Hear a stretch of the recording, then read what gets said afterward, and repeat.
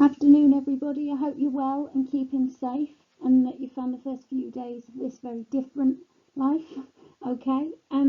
This is the first of a series of CPD sessions that I'll do to try and keep them alive and try and keep everything sort of teaching and learning still moving on, even though it's obviously very, very different. So what I'm going to try and do throughout these is model some of the ways that you might do remote um, distant learning for the students. So this is the first one that really tries to do that. So I'm going to suggest that you would still do your retrieval just like if we were in the session. So in a moment I'll click and your time will begin. You've got 4 minutes. We've actually done this before, but not for quite a long time, so it'll be good to see how much more you remember this time. If you've got a printer, you could print it out, but otherwise you could just get a piece of paper and scribble down what you possibly can under each of the headings. Okay, so your 4 minutes begins now.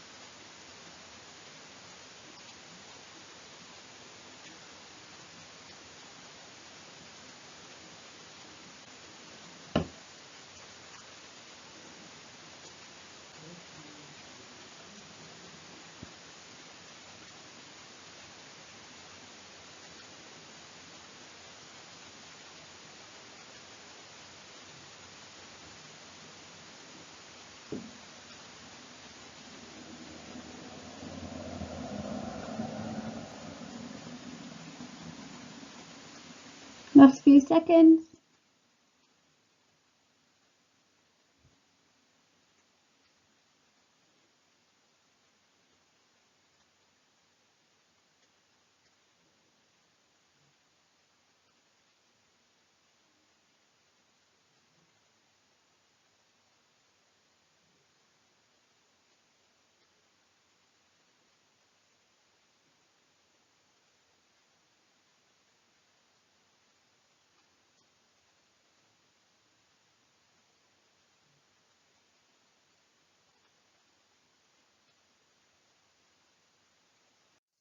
Okay, time's up. So obviously I've just displayed a few of the possible things that you might have put in each of those categories, and it will be worth taking a close look at some of the names that are on there because that will come up later on in the training. So we've got Squella for the cognitive load theory, got a bit of a reminder about all the different ways that we can check understanding, and we'll have a little think about today how we can do that at a distance with our students, because that obviously does pose a bit of a problem, but we can still think about explicitly teaching vocab and modelling and quality explanation and all of these other aspects that we see as so important in our lessons and in our teaching. So just a reminder, as always, of our principles of effective teaching and learning, and today's session is really just to get us thinking and starting to think about how we can try and keep these really important elements, even though we're currently having to teach remotely and provide feedback from such a distance. Now obviously at the moment it's just curriculum leaders that are setting their tasks on a weekly basis for the year 7 and 8 students, and to a greater extent the 9 and 10 students as well. I know a number of staff are starting to think about giving more tailored guidance and producing online lessons and things like that for their year 10 and their year 12 groups. So hopefully some of the strategies I'm going to try and model today will show you what can be done. Now I'm really no technical expert. The fact that I'm recording this is a miracle. And setting up a YouTube channel is something I thought I would never ever do, but it doesn't take a massive amount of time once you kind of get your head around what to do. I'm sure there's better ways that I'm not aware of, but I'm just going to try and show you a couple of things that I've managed to do so far that maybe you could try for your groups as well. If you have got, say, a year 12 group, it might be a nice way of just trying it out so they do have that little bit more interaction or direct interaction from yourself. So just like you saw me do here, I think it's really important we try and continue to set our students retrieval tasks. We know the importance of it. Clearly it's going to work quite differently remotely, and all we can do is trust that the students are not going to be looking things up or giving themselves much longer. But if we don't try, it's not going to happen, is it? So I think I've tried to model it in this session today. You can embed a timer into your PowerPoint. So if you are going to record your PowerPoint as video, which is all this is, then you can have that timer and you can click it to start and then just sit silently for the 4 or 5 minutes, and then it will then indicate to the students when their time's up. So that will at least encourage them to do it in timed conditions, and I think we should be expecting it. So for curriculum leaders, when you're planning the weekly work, incorporate a retrieval task or two. I'm sure many of you already have done. And for those teachers that are attempting to have that more tailored approach with their year 12 groups, for example, why not set them the retrieval like we normally would? And to give it that extra importance, refer to it in your later explanations and continue to repeat some of those questions, that the trickier questions, to just show the students that the expectation is that they'll remember it better next time and that you will keep coming back to it. This element, alongside the checking for understanding, is probably the hardest bit to do remotely, because we can't give that immediate feedback like we would in the class, and we can't really check a student's understanding. So something I've been playing around with a little bit is the use of multiple choice quizzes and creating those, and there's a number of tools online. Some of them you have to pay for, or you think they're good and you start doing it and then you realise to actually collect any data you've got to pay a subscription and so on. But this one here, this quizglobal.com, seems to be quite a good one, and I've just done a screenshot from it here. And actually if you use that link on the previous slide, you can actually go and do it. I've just done a trial one. I've set up 4 questions, and that's what you could send to your students, just a link to a multiple choice quiz that you want them to complete. And there's ways then that the data can be shared with you so you can see how they've done. But this is a screenshot just from the one that I've designed, and it's just a bit different. I wouldn't want to be using it all the time, but it is a nice way to just incorporate that element of retrieval and checking for understanding.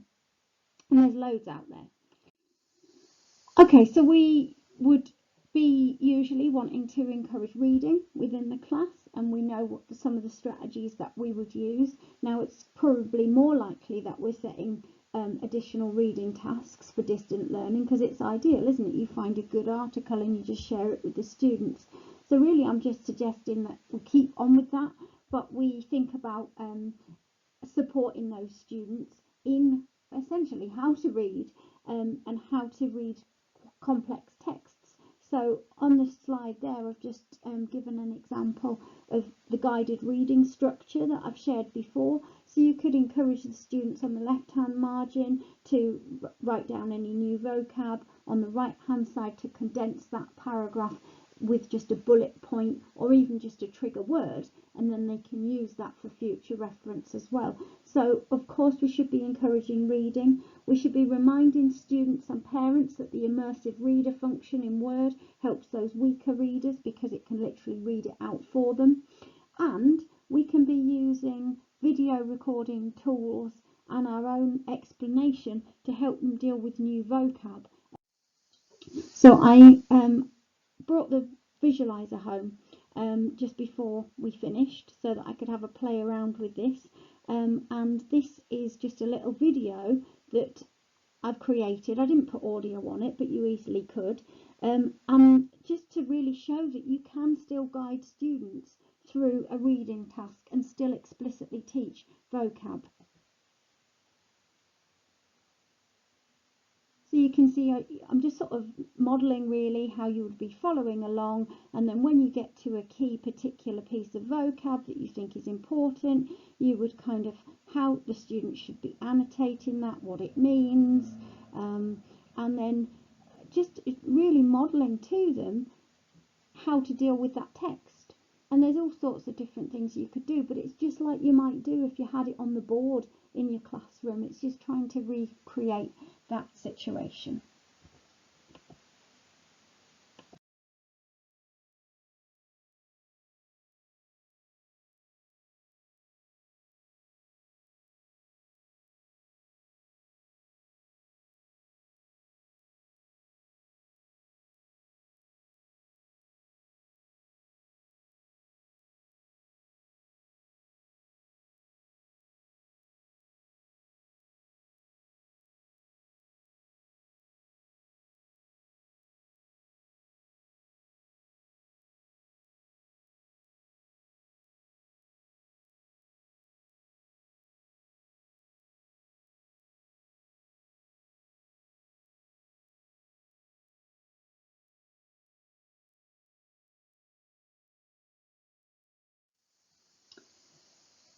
So we know that a key element in our teaching is that quality explanation. We can still do that, and that's what I'm hopefully modelling here by still giving those same explanations, verbally through recording the PowerPoint. And we also know how important dual coding is and how important it is to break things up into simple steps. Now this I essentially sent round as the Sunday suggestion on Sunday's email, but I just wanted to model it again, that if we're giving lots of verbal explanation like I am, remember our words are transient, and admittedly when we're doing it remotely like this and it's as a video, students can press pause and they can kind of rewind on us, which they don't have the advantage of doing in the classroom. But even so, it's still really important that we're supporting those transient words with something visual and something a bit more concrete. So here all I've done is presented that, so like a step-by-step almost flow diagram of how you can record your PowerPoint, which is all this is. This video is just a recorded PowerPoint, but it's really also just to demonstrate that idea. Can you use an image? Can you use a diagram, a graphic organizer? Can you break it down into step by step? Because all of that's going to help that quality explanation, which is harder to recreate when you're not there in front of them. The brave ones amongst you will, when doing this, will opt for the video option. I didn't opt for that. I didn't think you needed that. But it might be more engaging for students if they can see your face, and when you're explaining something, if they can see you waving your hands around. So you could, when you select to record slideshow, and you'll see that view there, there is a little option bottom right hand corner. If you've got a webcam on the computer that you're using, you can select a video and you'll see your little face pop up in the bottom right corner, and then the students will see that too, and it will be as though you're stood right next to the board presenting your presentation. I know some brave teachers have done that. I might get to that at some point, but I'm not there yet. So when we're giving our explanation, we mustn't forget that we've got to find a way, whether it's because we're verbally explaining something or whether it's the way we've structured our activities, to form those, to strengthen those schema, to form those connections. We do it when we're in the classroom, and by the way we are setting our work, we should try and do it remotely as well. And that can be through your explanation, it can be through the way you scaffold and structure the tasks, and it can be just really the way you sequence things so that they're building up that knowledge all of the time. So then we get to the check understanding bit, and this is really hard because you can't suddenly say, right, students, grab your mini whiteboards and I want to see your answers. So the multiple choice quizzes is an option that I've already talked about. I still think that if we are going with this kind of approach and we're setting them tasks and activities to do, I still think we can allow them time to think. I still think we can say to them, okay, right, quickly on a piece of paper, jot down what do we do when, or, you know, what are the 5 key features of. We can't guarantee they're going to do it, but I think we can allow them that thinking time. I think if we provide them with excellence criteria, I'll show you an example on the next slide, but that's the best way I can see of us encouraging them to say it again better. We can't hear their response and be there with them, but if we give them excellence criteria, we're setting that bar higher, that we expect them to say it again better, whether that's, you know, writing it out, saying it better, or, you know, saying it aloud.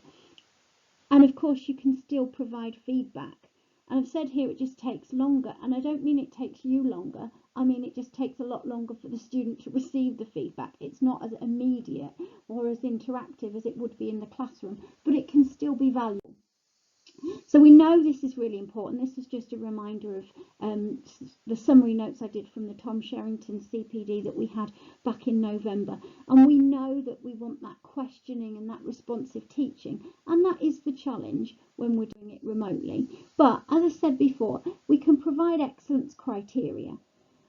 We can scaffold it. We can provide them with the structures.